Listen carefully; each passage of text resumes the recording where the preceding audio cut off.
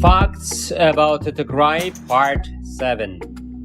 Hello and welcome to UMD Media. This is a Facts About Tigray series with me, the producer and presenter, Shimalis Maressa Gabra-Mikhail. And now we are on the 7th episode of Facts About Tigray. In the coming few episodes of this program, we'll present to you an assessment of the impact of war on the health system of the Tigray region as per the research made by a group of experts and researchers in March 2022. Here is the abstract and a few of the ideas discussed in the introductory part of the research for today.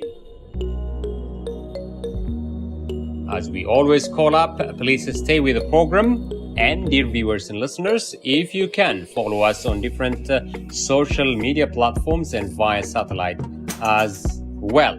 In Yahsat frequency 11843, polarization V and symbol rate 27500 under Horn Broadcasting Services HBS package.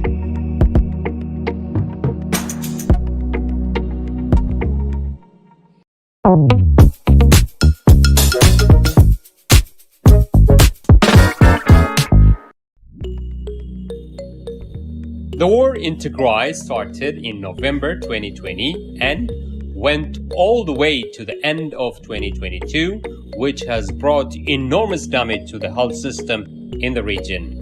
6 months into the war, only 27.5% of hospitals, 17.5% of health centers, 11% of ambulances, and none of the 712 health posts were functional.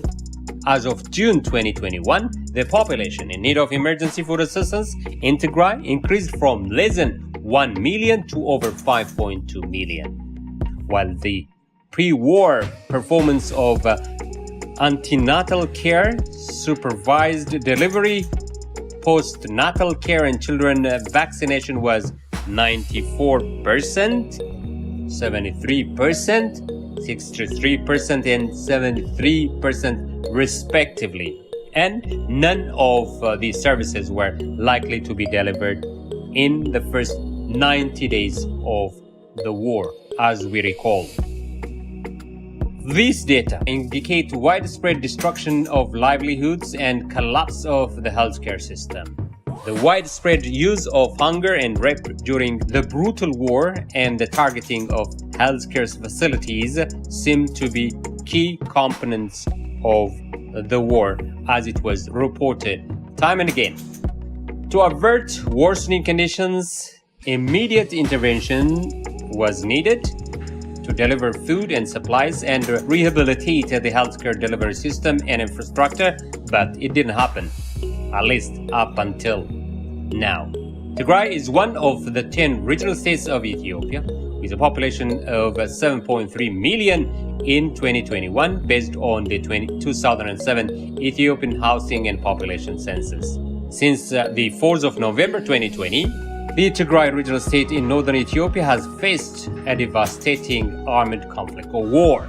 The occupying forces that entered and ravaged Tigray via military campaign, hereafter referred as the Ethiopian government allied invading forces unless mentioned individually, which was we found in one of the reports, are the Ethiopian National Defense Force, ENDF, from East, South, East and South, Amhara Special Forces and Amhara Militia, South and Southwest, and Foreign Eritrean Army across northern border.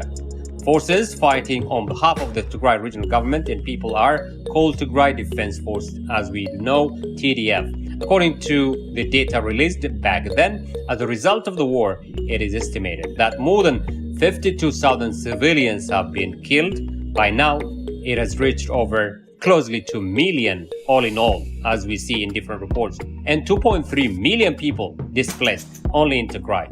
In addition, well over 70,000 people have crossed to the neighboring Sudan in the first 3 months of the war only.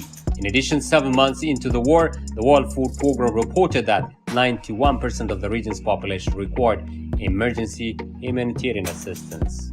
By now, things has deteriorated and there were some signs of hope, but still there are much needed jobs to be done.